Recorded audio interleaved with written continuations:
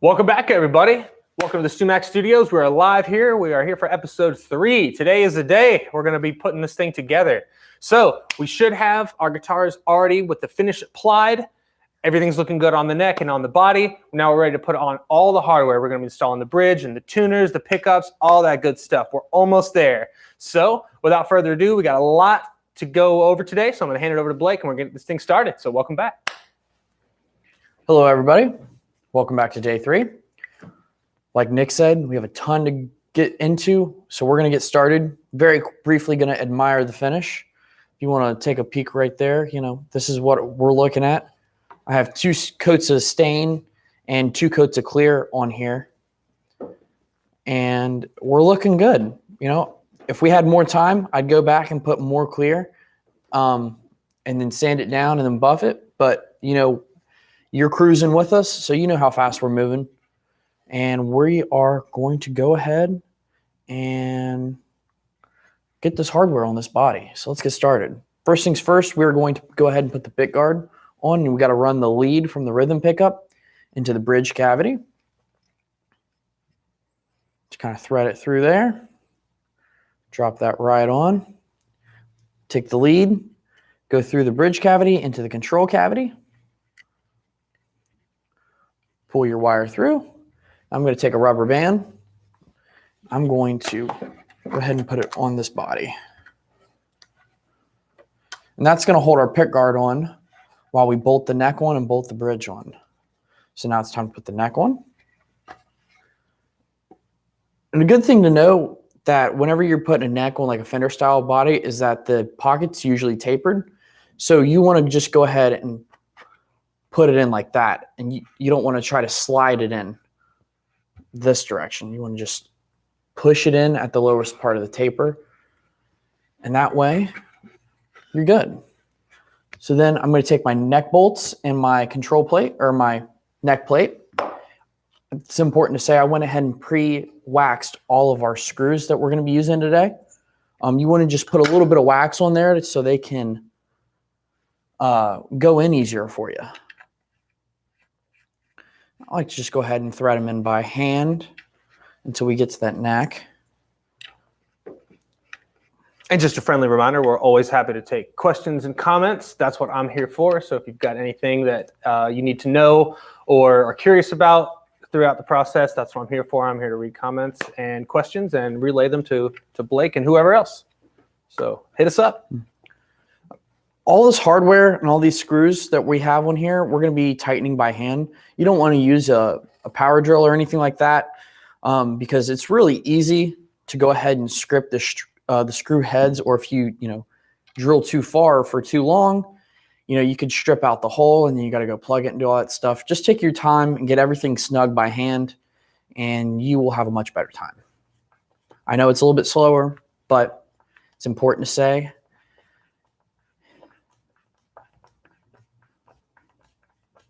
Yes, a good deal of the holes are pre-drilled. Some of them are not, and we'll be doing that on camera today, actually. So that's a good question from Robert.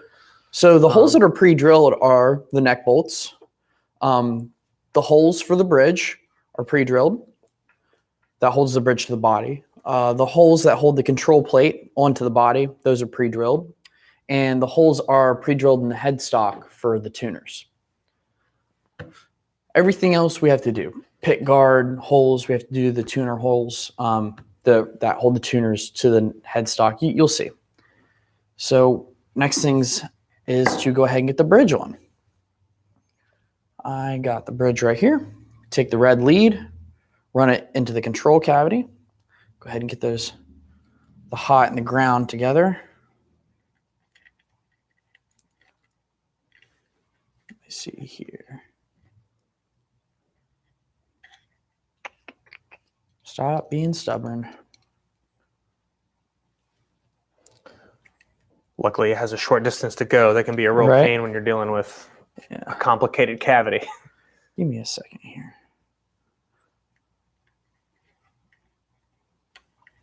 Let's see. Oh, and I actually did miss a comment from Nicholas out there. So I'm not sure exactly what you mean by that question. I'm thinking you're meaning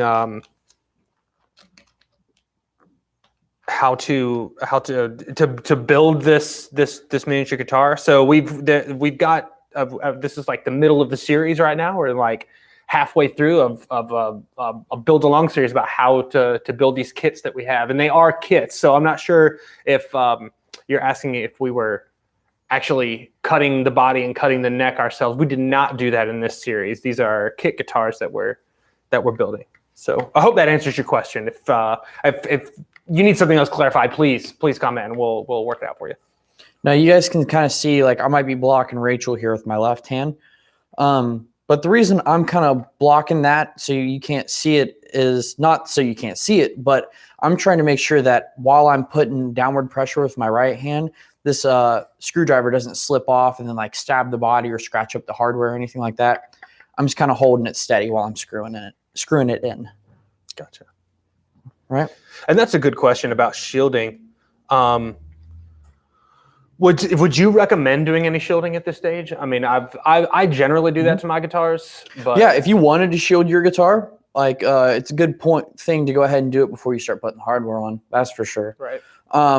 StewMac sells like the shielding foil that you kind of tape into the cavities, and that works. They also sell that conductive paint, which I actually just did to my personal telly just to do it because I hadn't done it before, and that stuff works great. But like putting a finish on a guitar, you have to do 2 or 3 coats inside the cavities, and so that just takes some time.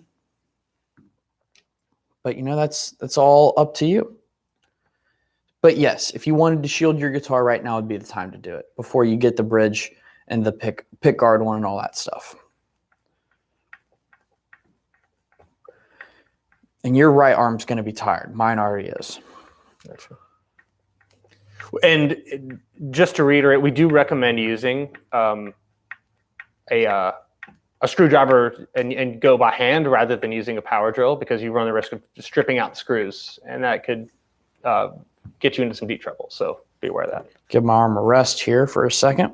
My left wrist or my right wrist. Go ahead and get this other one started. This wax, though, that I put on these screws makes it a lot easier to get in there. So you definitely want to pre-wax all your screws. Do you have to use wax? I haven't found anything else that helps. There's some folks talk about using soap as well. Yeah, soap. That's true. Like a bar of soap also, not liquid. Always just have a can of this paste wax laying around everywhere. Not that I can show you that it's Johnson's. It could be somebody else's.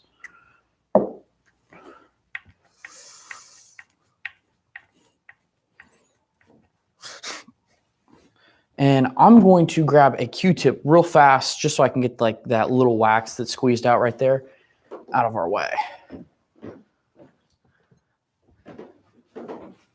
Yeah, I can see that in there. Like, tip that body towards me a little bit so you can see where the wax is. You see where the wax just kind of came through? I probably had too much on the screws, but I'm just going to go ahead and try to clean that up real quick while we're at it before I get strings on it and all that stuff. So, gotcha. Just in case anyone's not watching the chat thread, our one of our colleagues and administrators said, make sure that when you use whatever kind of wax you're using does not have silicone in it.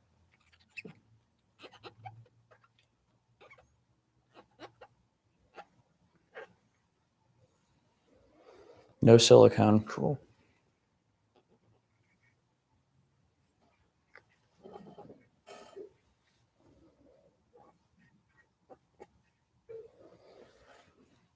So out of curiosity, how many of you out there are actually like doing this live with us? So we have some folks that are up to date with us and got some finished guitars that are going already. I'm gonna watch the feed and see if we got anybody commenting. Cool. Richard says, "I wish." Hey, me too, man. That's Blake's guitar, not mine. This guitar's StewMac's, not mine. All right. So that's good enough for me right now. Next thing is to go ahead and get the pickguard installed. So what I like to do is I like to just push it as far forward as I can so it's right up against that neck pocket. And then it'll move left to right just a little bit. And we'll get it fitted right there. This rubber band should hold me in place. But I'm going to make sure it doesn't move on me. And I'm going to take our little center punch awl right here. And I'm going to go ahead and center punch all of these pickguard screw holes. And that way we'll know where to drill. So just start right here. Give me a little punch. A little punch. Make sure this thing doesn't move too much on me.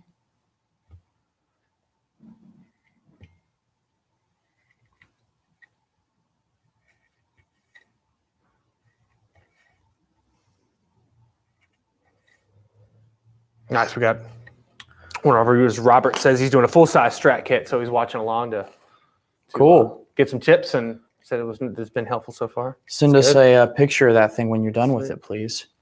I'd love to see it. Keith says, like, this looks like more fun. Absolutely. This is where the real fun's happening today. We're getting this thing put together. So I'm going to go ahead and take this rubber band off. I'm going to move this pickguard out of my way. Pull it back. I'm going to try to make sure I don't pull that lead out of the cavity, because then I have to take the bridge back off and get it snugged back in there. Hey, thanks, Mark. We love you too. There we go. So now I'm going to take, I believe it's a 1/16 drill bit, which is right here. And we need it to go 3/8 of an inch deep. So I'm going to take our little pickguard screws, and that is just about perfect. Let me get that better for you. Can you see that? Oh, yeah. So I just went ahead and pre-marked my depth stop there. Take our drill, get the battery for it real fast. Nice. And we had a question from one of our viewers. Unfortunately, we do not have a base kit currently. We do have some base necks, and we do sell a lot of pickups and tuners and things for bases, but we don't have a build your own base kit currently, unfortunately. So then I'm just going to slowly drill straight down into my little awl marks that I just made.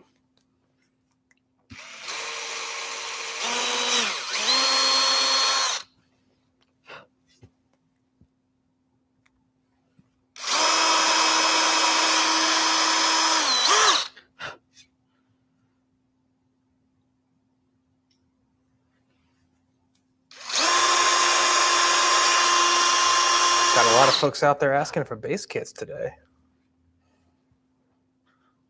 No base kits for you.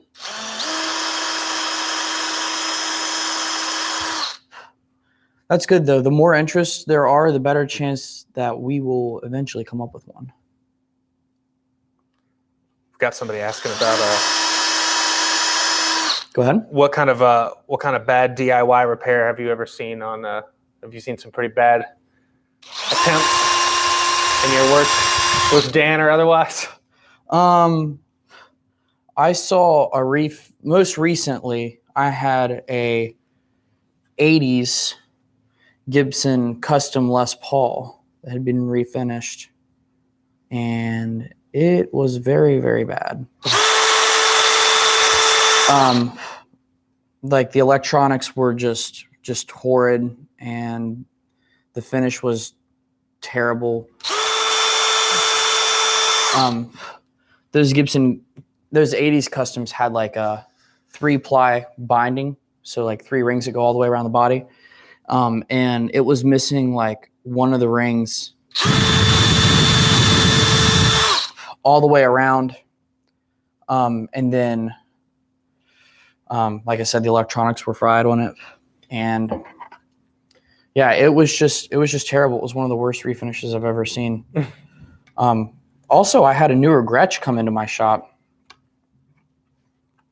and there was like no solder on any of the joints, and the guy was wondering why the neck pickup wasn't working, and I told him I was surprised any of it worked at all. So I'm going to go ahead and just pull this plastic off the pickguard now, so we don't have to take our screws back out when we try to pull the plastic off. And now it's time to be careful. Don't want to scratch your pickguard too soon. That's right. I'm going to get our little StewMac handy dandy Guitar Tech driver kit. I'm gonna get the biggest little head out right here. Gotcha. Actually, I got some folks asking about some other kits, and now once we get through a little bit of the stuff, I will show you guys. We have a few other kits next to me. I can show them to you. We got some people asking for mini 335s. We definitely have a full size 335. I can tell you that.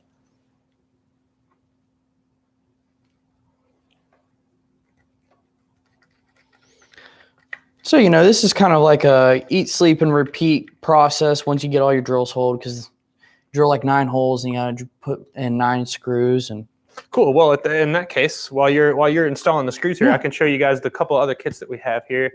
So here's the S-style kit. And I've been showing these in every episode, so if you've seen this already, I'm sorry for the repeat. But however, I say this every time. I really like this little guy. It's super cool.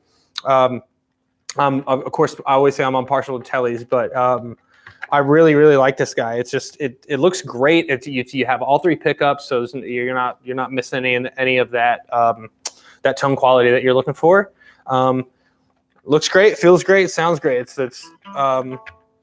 These little guys are so much fun to play. And so there's this one. We have obviously the Mini T style that we're working on here during these episodes, and also the little Les Paul. I like this guy too, in case you're into humbuckers or whatnot. We unfortunately do not have a Mini 335 kit currently. We had a few folks asking about that, nor do we have any bass kits or mini bass kits. But yeah, we always love that feedback, love those product suggestions, so that's not going unnoticed. So we appreciate that, guys. Thanks a lot. My nephew just got one for his dorm room. Oh, nice. Just one of the mini kits so he could practice? Cool. Absolutely. Yeah, they're great practice guitars, great travel guitars. They're awesome.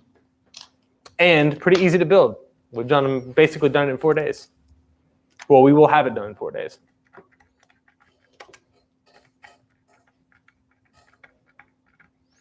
it's always important to make sure you don't let that screwdriver slip, because you could ding up your finish that you just put on here, which would be no bueno. Unless you're into relicking, then I guess, you know, stab it with a screwdriver if you want.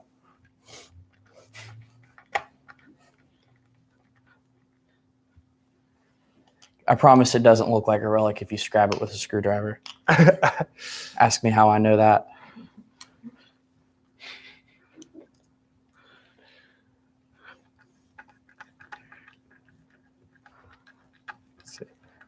And Keith asked when we did the finish in the last episode, so that's episode 2. The first one we did all our sanding and grain filling and got it prepped for applying the finish. The second episode we finished the neck and the body, and yeah, today's when it's all coming together. So that's why it looks like you missed everything. So now we have our pick guard on. It's time to go ahead and do the tuners. All right. So I'm going to be using this foam block. I'm going to stand it up straight and put this telly body on it. I'm going to have it angled down so this camera over here can see it. But normally I would probably just have it like this in the body level. We're just kind of angling it down so you can have a better view, okay?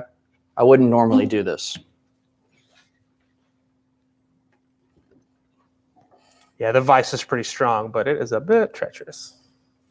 All right, I'm going to make sure this is good. How's that look, Rachel? Good to me. Looking good? All right, so here are our tuners. Decent little tuners. And then we have some bushings and a washer. This goes on the face. I like to just go ahead and get those put together, right? Mm-hmm. And I'm going to put these tuners on. I'm going to screw this bushing on, and I'm just going to get it snug. So that way when I go to make all these tuners square, I can move them just a little bit with some pressure, but they don't just flail around like this. So I don't have to constantly check, make sure I'm square, right? So just hand tighten them. I'm just going to go ahead and do all 6. And if I may say so myself, I'd just like to bring up how rich that neck looks. Yeah, I love that straw awesome. collar on there. And the grain, like the mahogany took the grain filler really well, so that's great. Gosh, somebody's asking about what finish we use on the neck. So we used a color tone stain, and it's our color tone stain straw, and we used it with a wipe-on poly. You can also, if you want to go back and watch that whole process, you can check that out in episode 2 as well. Yeah, if you guys are just tuning in, episode 1 was prepping the body to put color on it. We finished sanded the body. We raised the grain and sanded it again. Then we put some grain filler on it, and then we ended the episode. Episode 2 was mixing the color, putting the color on the body, and then putting some clear coats. And right now we are on episode 3, and we're getting this hardware on here. And tomorrow we are going to be setting it up and making it play as good as we can. And that will conclude this series. And Robert, yes, we are going to be putting on string trees. That's actually going to be in the next episode. We're going to basically get everything but the string trees and the strings on today. But yes, we will eventually be using string trees. So that's a good question.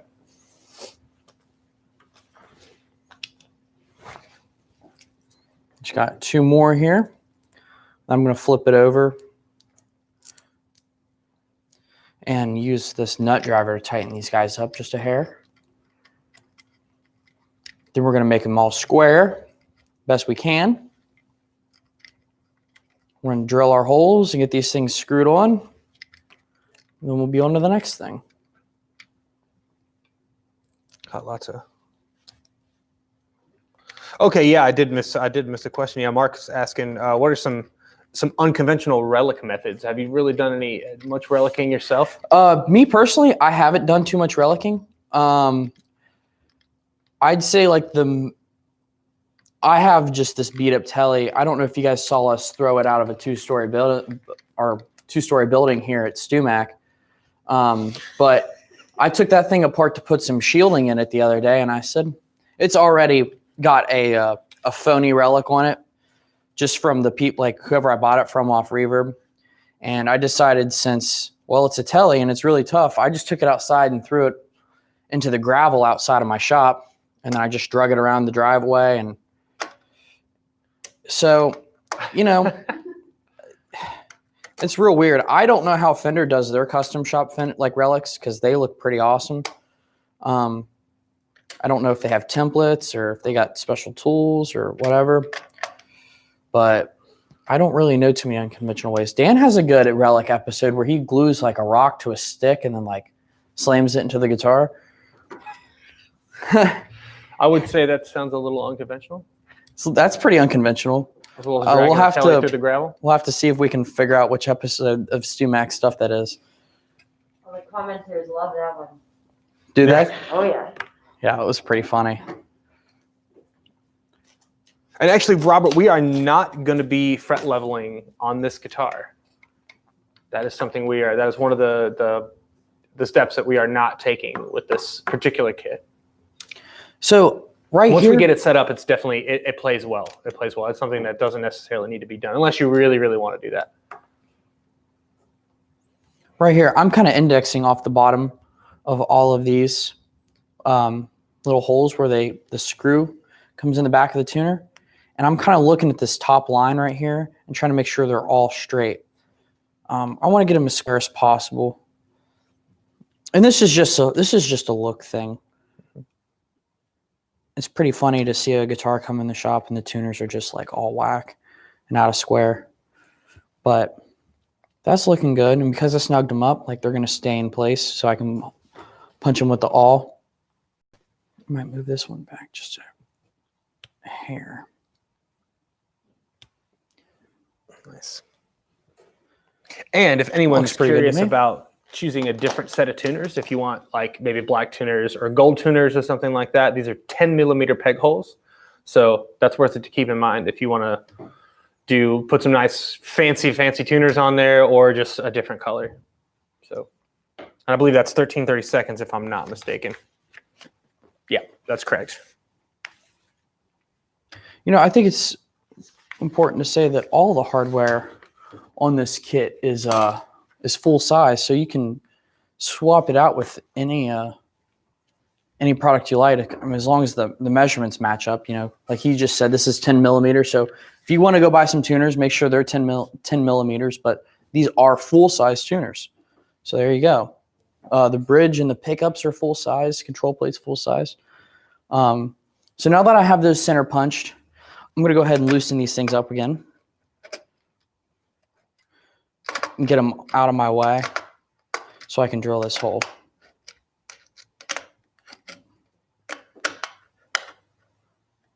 Nice. Robert says his favorites are hip shots, locking tuners. Anybody else got any favorite tuners they love?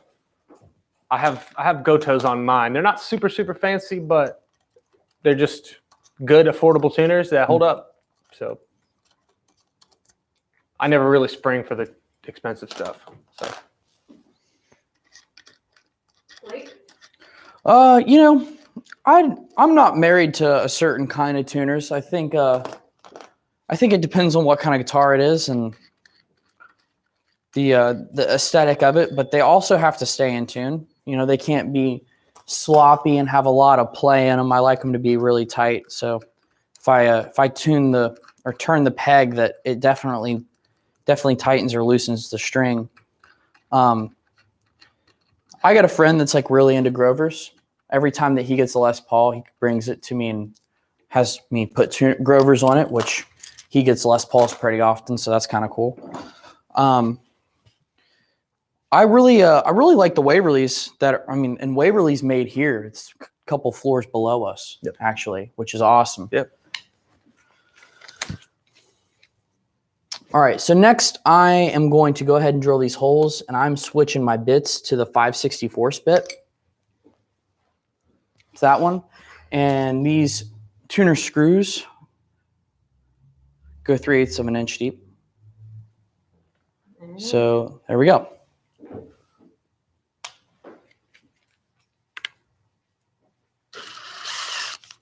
Nice. So this was one of the episodes that we actually did have just a couple of things done before the episode, just so we could save a bit of time because we're getting through a lot of steps today. And one of those was taping off our depth stops on those drill bits.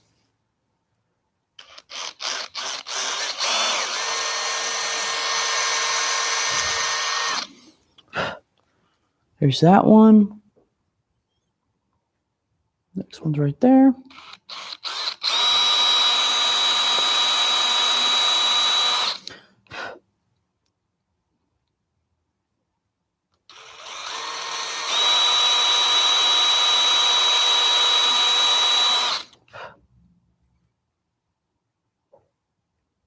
I'm just letting the drill bit do the work. I'm not.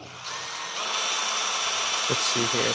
No, Andy, actually, yeah, the truss rod is already in the neck. So that was something we didn't have to install. The fingerboard already comes pre-installed on the neck with the truss rod there. So we'll be doing those adjustments tomorrow when we do the setup. So that's something to be ready for tomorrow. Let's see here. All right. So there's your screws. Screw holes, I should say. And then we'll go ahead and get these tuners back on there. Try to do this as fast as I can.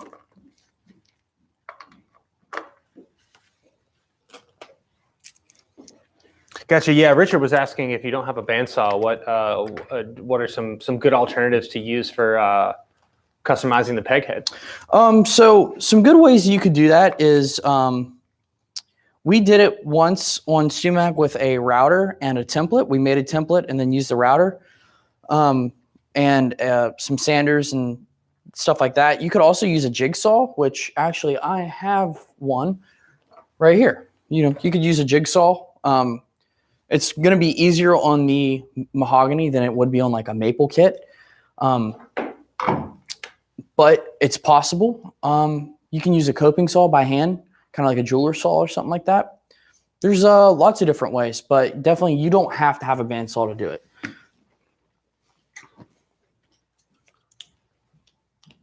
It definitely helps though. It's a good excuse to get one. So now I am just going to go ahead and tighten up these. I'm not going to make them super tight, just snug so I can move these tuners around. And then once we get them square again, then we'll crank everything down. Basically just sticking these screws in the back will let me flip it over and get the bushings on there without the tuners falling off.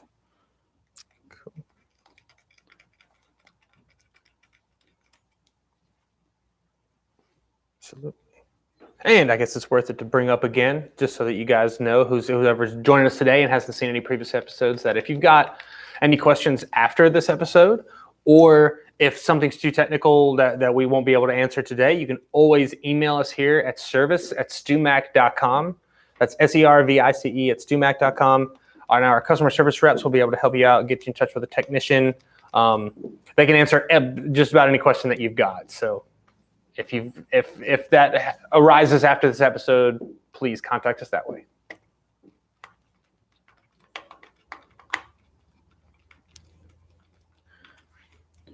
Are our friends with us out there? Is Gary hanging Let's out? see. I see Eddie's been a regular for all days. I don't know if I see Gary today. Where's our buddy Gary? Our resident comedian.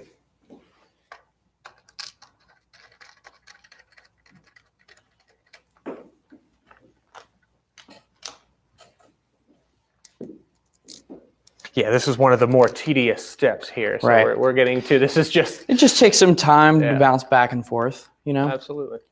The reason I don't like to try to drill through the holes and the tuners, you know, I mean, the drill bit's small enough to make it through there, but it just makes me uncomfortable, like putting a drill bit through the pilot hole in the screws. Totally. You know, I don't want to like hit it and then have like the metal shear and then Right. like this screws only relying on the bushing on the front. I feel like you might run the risk of breaking a bit as well. Right. Just take your time. You know, we're kind of in a rush to get this within an hour, but you know, you're not. You got all the time in the world. Exactly. So use it up. Enjoy life. And remember, this will be here after. So this live stream is not one and done. You'll be able to come back and check this out if you need to reference it for anything. All the episodes will be that way. Yep. So anybody who's asking about previous episodes, they're on our webpage or they're on our YouTube. Absolutely. Go look for them.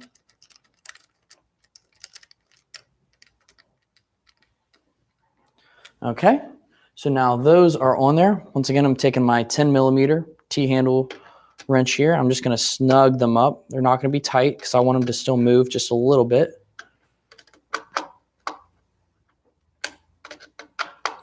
It's another thing that's important to say is that when you're tightening these bushings up, like your final tightness, you don't want to crank too much. You know, you just want them to be snug because if you tighten them too much, you can end up shearing them off and then you've ruined the tuner.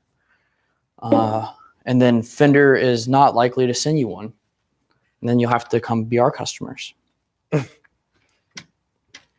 And Not such a bad thing. It's worth it to note, if you don't have like a set of nut drivers, this handy dandy little tool that I love is our multi-spanner. And that's something that you can use on multiple sizes of these hex nuts and others. You can use it for your pots and on the tuners and all that good stuff.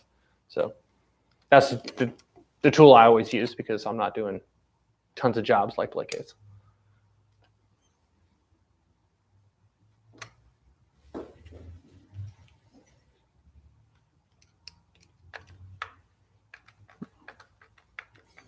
So I'm liking that. I'm just going to go ahead and screw these guys down tight.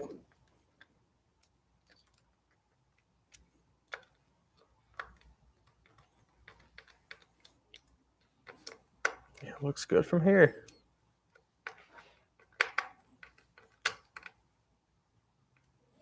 Okay. There's that. I'm going to flip it over again. I'm going to go one more time with the nut driver to our final desired tightness right here. Just a little bit, just a little. Until it starts giving me a little resistance, then I'll stop.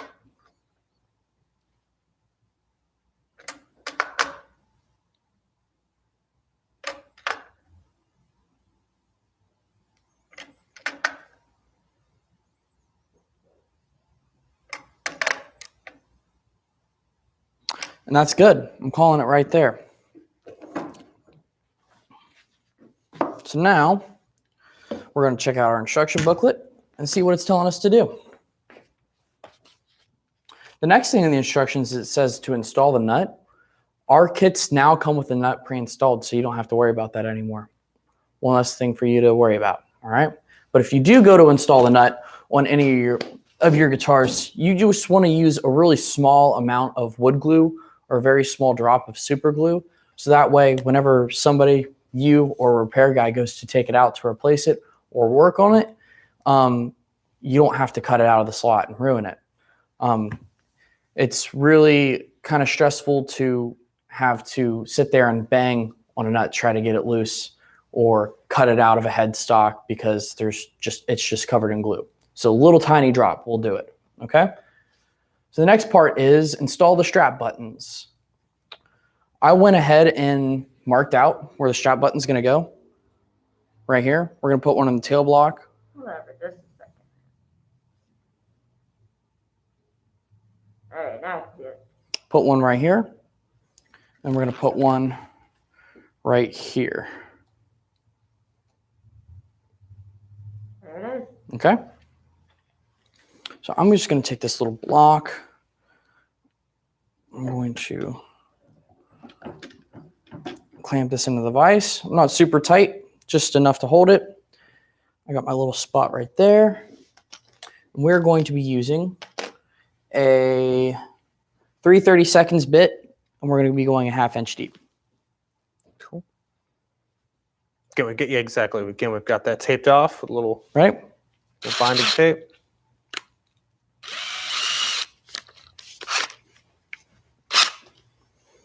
I'm just trying to keep it square. The body, same angle as the body. And I'm just taking my time.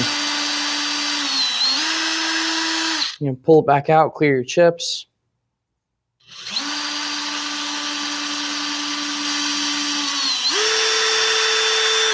There you go. And then we're going to take our screw and our bell and a little rubber washer. Gotcha. Here's all the pieces. For Eddie, on this particular hole for the strap button, that's going to be a 1/2 inch deep that we're taping off for that. This particular one. This is a 3/32 bit taped off at a 1/2 inch. This rubber washer right here protects the bell from marring up the finish or denting the wood, right? So don't forget that. Sometimes it's a piece of felt. It can be lots of things. Absolutely. And that could be a fun little upgrade too if you want to change that. You put black or gold on there too. Any and all of this, as Blake was saying earlier, any and all of this hardware is full size. So you don't need to go around looking for mini strap buttons or something like that. Your strap would be falling off anyway. All right. That's not going anywhere. And then I'm going to come over this direction and do this one. All right. Normally I'd be like better squared up, but I'm trying not to block our camera right here.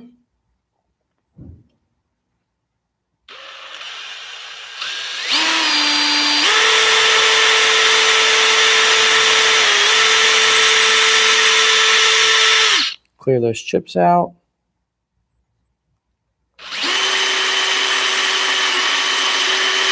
Go back to work. It's probably worth it to mention that the placement of that other strap button is really up to you. It's totally preferential. Right. I mean, again, we've put it here at the shoulder there, which is actually kind of where I like it, but some folks like it on the back of the guitar or in other places. Just use your own judgment. Whatever's going to be most comfortable for you. Exactly. I mean, it's pretty typical, and in my opinion, most comfortable to have one like right here on the shoulder. I have strap locks on my guitars, and I hate having to, put one of my strap locks or my strap. You have to do it backwards if you have one on the back and then one on the side. And no, Andy, unfortunately not. We're not going to be doing any kind of decals or inlays or anything too fancy.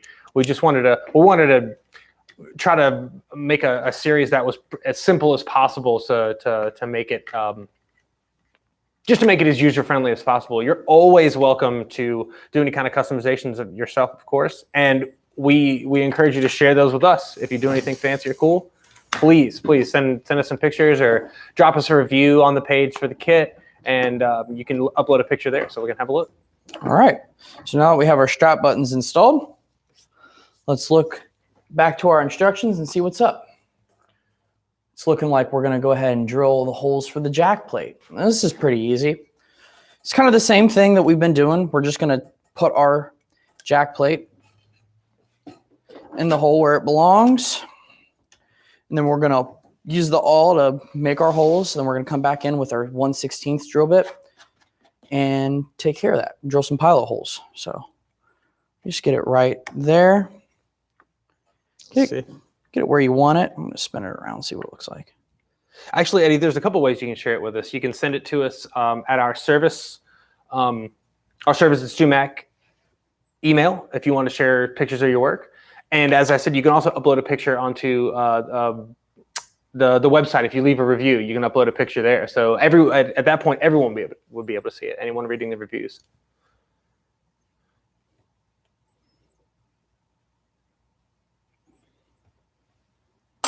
So there's your center punch. We're going to go ahead and get our 1/16 drill bit back out.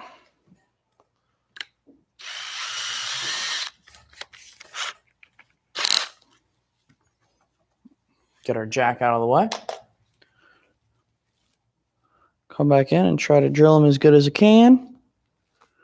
Yeah. And John's wondering if we're going to play this thing on a Marshall when we're done. What'd you say? So John's wondering if we're going to rock this thing on a Marshall when we're done. What do you say? Plug it in. I'm down. We know a guy who knows a guy. We have a couple I think we might be able to dig up a Marshall stack somewhere.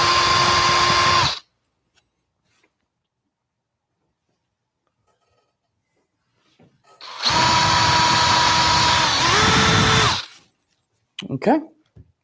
There's that. Now I'm not going to go ahead and screw this in because we have to do some wiring. Okay. But now we have the holes for our jack drilled. We'll lay it down. Get back in the instruction booklet. See what we're doing. All right. Now we're off to the wiring. So I'm going to go ahead and turn our soldering iron on. I like to get mine like right up here, like where the red and gray line is, and that's floating right around, what was it, about 400 degrees Celsius. Maybe a little less, maybe a little more. Just depends on how the soldering iron's feeling that day. Yep. Throw that trash away. Susan, do you know where the little tin thing is? Probably right behind you somewhere. Oh, I see it back here. Yeah, I would definitely throw in if we're dealing with soldering. Hotter the better. I definitely learned that the hard way when I first started working on soldering in pickups. I'm gonna go ahead and just kind of clear up a couple switches. Clear up the bench a little bit. Get this stuff out of the way.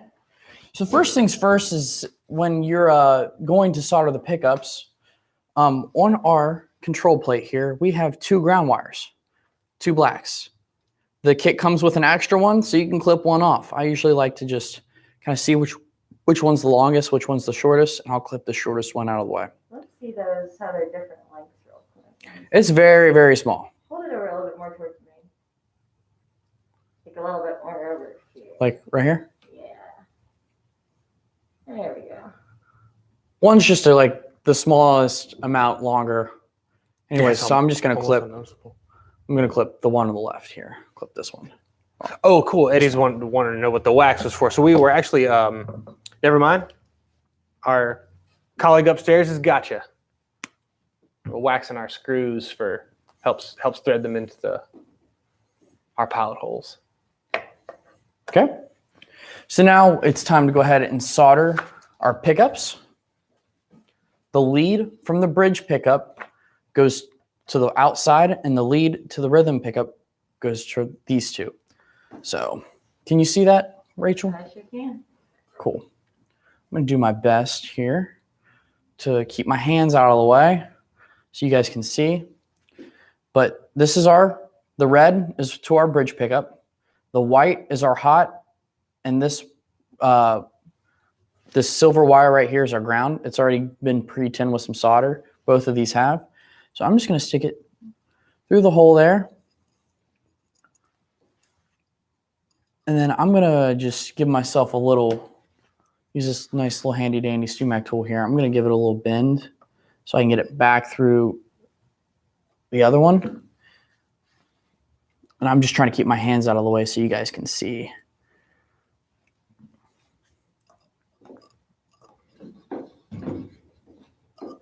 There we go.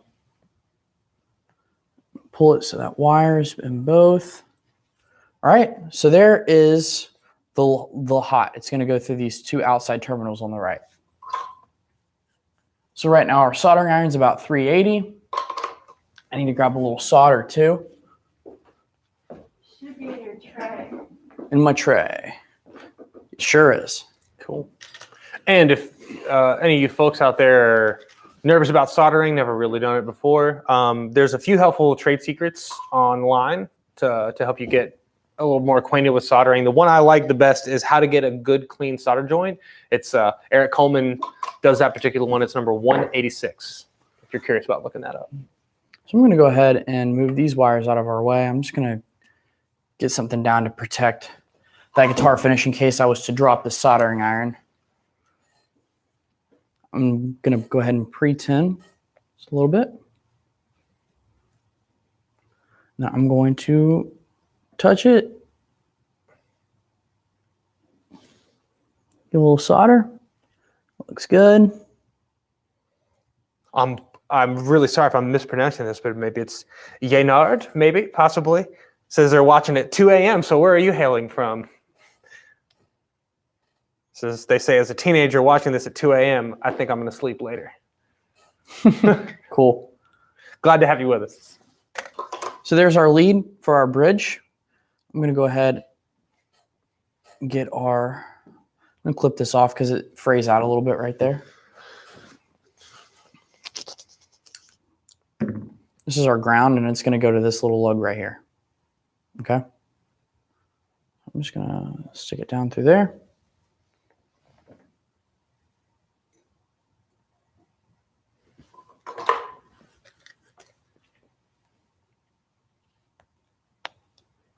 Nice. We've got Rizaldi coming in from Indonesia. Any folks from around the world out there watching us?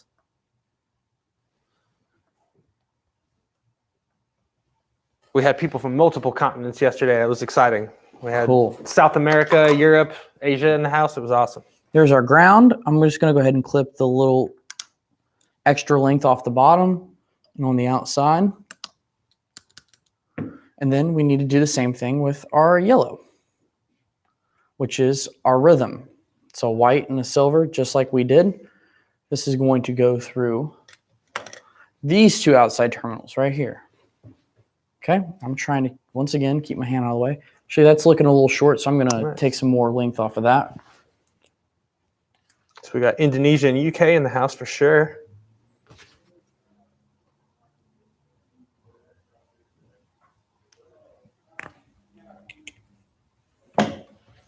So I just gave myself a little extra length, just like before. Running it through. We use our handy dandy little twister tool here.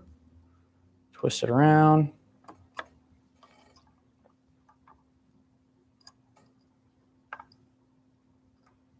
There we go. Just like that.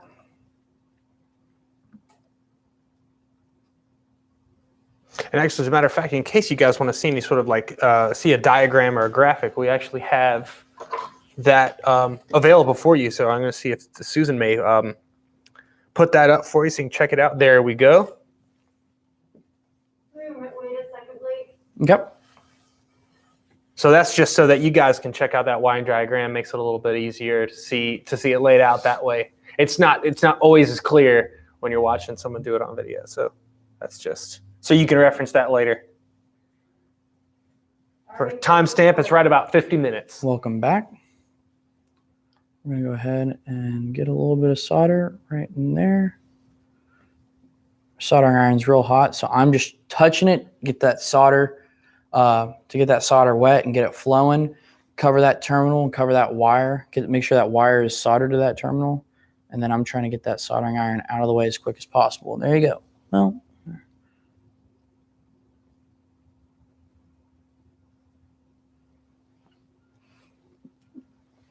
clean it off. Got some solder buildup on there.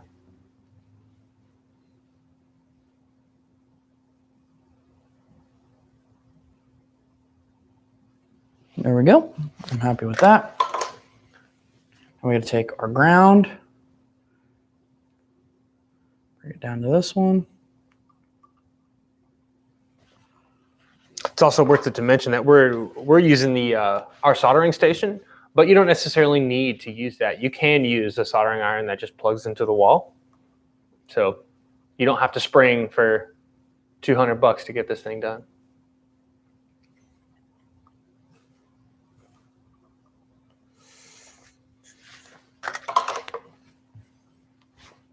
You got a little bit of extra hanging out down there. Just gonna go clip that off.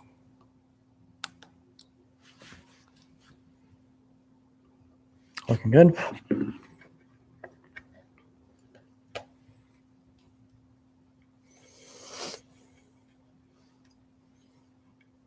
We'll take our black and our yellow lead that go to the jack. Get them out through the jack hole there. Lay this thing down. I'm going to go ahead and screw it on so we can flip our guitar over and it won't be falling off. It's also worth the dimension. I'm trying to cover all the parts as possible. Like we said, everything is full size. Just if you guys are curious, the knobs have a 6mm shaft. And those work with alpha pots. So if you're trying to upgrade anything, if you're just trying to upgrade the pots, want to keep the knobs, you can do that. And I believe it's like I said, our alpha pots. And then if you just want to throw some fancy knobs on there, just make sure they're 6mm shaft, split, knurled. All right, so there is our control plate and our pickups are soldered together. Last thing we got to do is the jack. And then I think that is the end of our video. So I'm going to flip this thing up in the vise, just like we were drilling our holes for the jack. Can you flip the block vertical again so I can get a good view? Can I tip it this way? Yeah, That work for you? that works.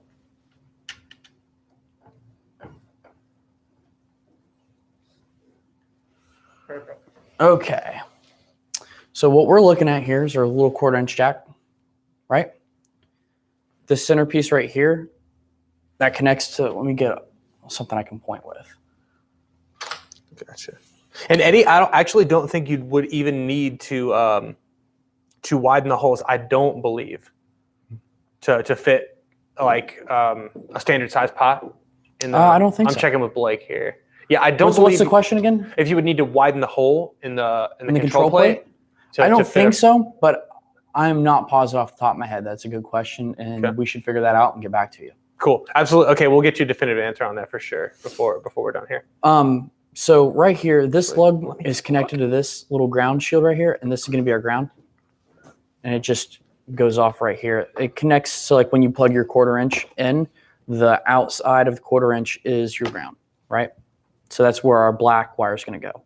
And this lug right here is our hot, and it runs down under this little plastic piece, and runs across to the tip of the 1/4" jack, and that is going to be our hot, which connects to the hot tip of the 1/4", right? So I'm looking at our wires right here, our black and our yellow, and the leads are looking just a little hair short, so I'm going to go ahead and give myself a little bit more to work with. I'm taking these, and I've been using the 22, which is a 60,000ths, Wait, let me see that again real quick. which is the second biggest. 22.6. So I'm just taking just a little bit more And that should be enough.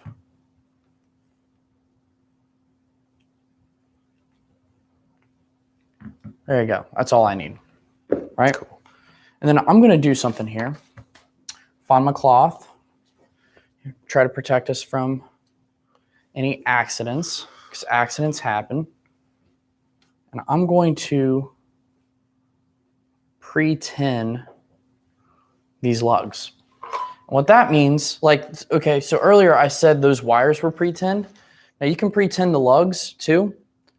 And what that does is when you melt the solder on the lug and you push the wire through, the solder on the wire melts into the solder on the lug, and then you don't have to sit here and push solder onto the lugs.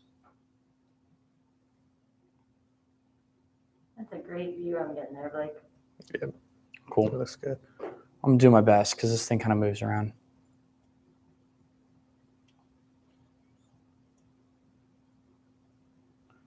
You know, it won't always be this difficult for you guys. I'm just trying to I'm doing it kind of awkwardly just so you guys can get a better view.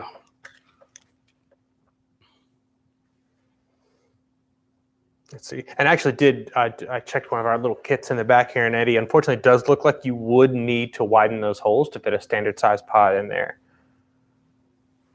So you would need to get a drill bit. And I'm trying to think of exactly what size that would be. Let me see here. I'll bet I can get an answer for you on that too. I'll get to looking right now.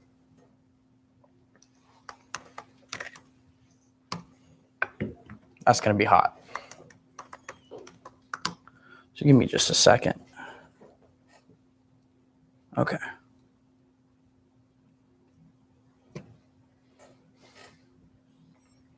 All right. So there's our pre-tin lugs. I got a little bit more on the lead than I do, or on the ground than I do on the lead. That's okay. We're good. Don't blow on your solder joints. There's no reason to. They cool off really fast by themselves. And then I'm going to go ahead and try to do this to the best of my ability. Let's pre-tin our wires a little bit. These wires aren't pre-tinned because I just stripped them. So I pre-tin the soldering iron. I clean it off every time. It's great just to always have a soldering iron that's transferring good heat. And I just touch the wire and give it a little solder on the other side. That's good. That's good. So now I'm going to do our hot first. Let me think about this.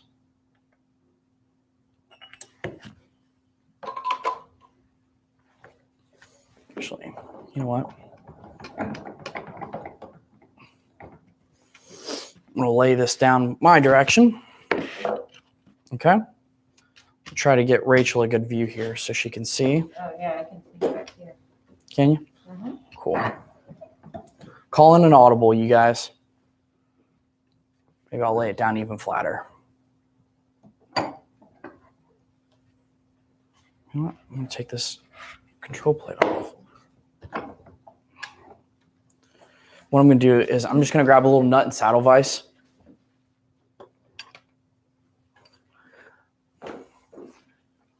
I like to use vices whenever I'm doing some soldering, just to hold parts and pieces and stuff like that. Gotcha.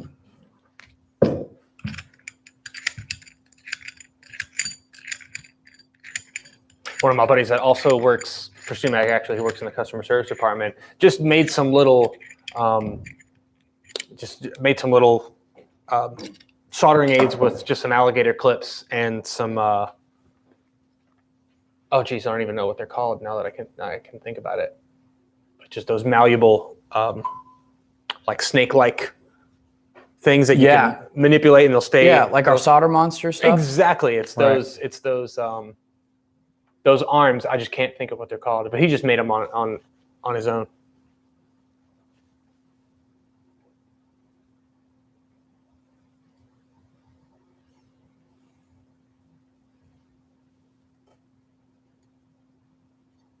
All right. Nice. Not going to blow on it. Just going to let it set itself. There you go. That is set.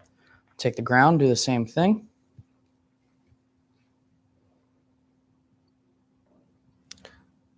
Benefits of having a super hot iron. It goes through like Right. butter. Clip off that extra. Clip off that extra. I should mention this is not very tight at all. It's just enough to hold that jack.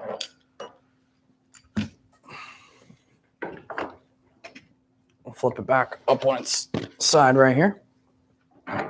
Oh, hey, Rachel got a shout out. They said you have the best job. I do. It's super fun. Okay. Get our wires back down in there.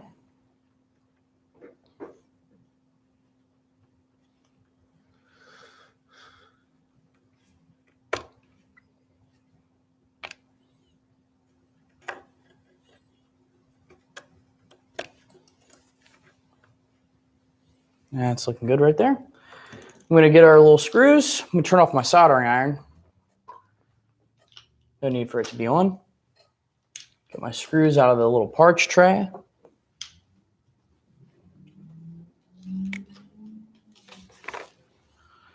And I'm going to just very quickly screw this in.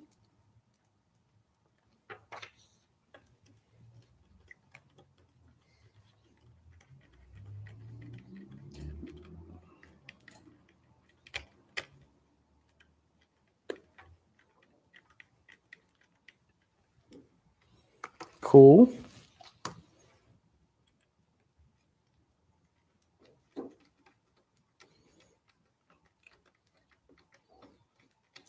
Not a good time to slip and ding the guitar. Let's slip in a little bit. Gotcha here. Let's see. We had a question. Where did it go? There it is. Yeah, Robert, I believe that's in specific reference to our books and plans. That's exactly right. Exactly right. Admin upstairs beat me to it. So the StewMac membership comes with free shipping, and it also has other perks. You get 15% off strings, 50% off books, plans, things like that. So it's got a lot of perks. Just click on the little StewMac, the StewMac icon, and it'll take you to the page where you can see what all the perks are. What are the airport perks where you get to chill like in the private room and, drink fancy water? What's that called? Oh, I don't know what you call that. Business class, first class? I don't know, whatever. Never done it. Neither have I. That's right. Yeah. I just envy the people that do. That's all. All right. So that should be the soldering. And now we're going to test it by flipping on this little amp I got back here. This is one of the StewMac kit amps that we got built. Executive lounge. We got a Executive assist lounge from Robert. Thanks. There it is. Like, you trust me, you want to be in the executive lounge at StewMac. It's happening place. So, yeah, our warehouse and all of StewMac is in one building. Actually, we're all in the warehouse here. Our studio and shop and everything is all in the same building. We're in Athens, Ohio. All right. So southeastern Ohio. So I can already hear it. Sounds good. So we're going to test our neck. There we go. I'm just using a little screwdriver because the poles are magnetic, so you can hear it real good. Test our volume. Test our tone. Tone knob works. Volume pot works. Test our middle. All right. Test our bridge. No neck. It works. I told you could do it. All right. Well, anyways, I think that concludes today's video. Tomorrow is the final setup. We'll get some strings on this. We'll have our string trees on there. And then we'll be setting it up, doing a little intonation, all that kind of stuff. And that'll be it. Then we'll be playing another mini guitar. And we're definitely going to plug it into a Marshall now. So thanks for that. All right. Nick, you want to take it away? Absolutely.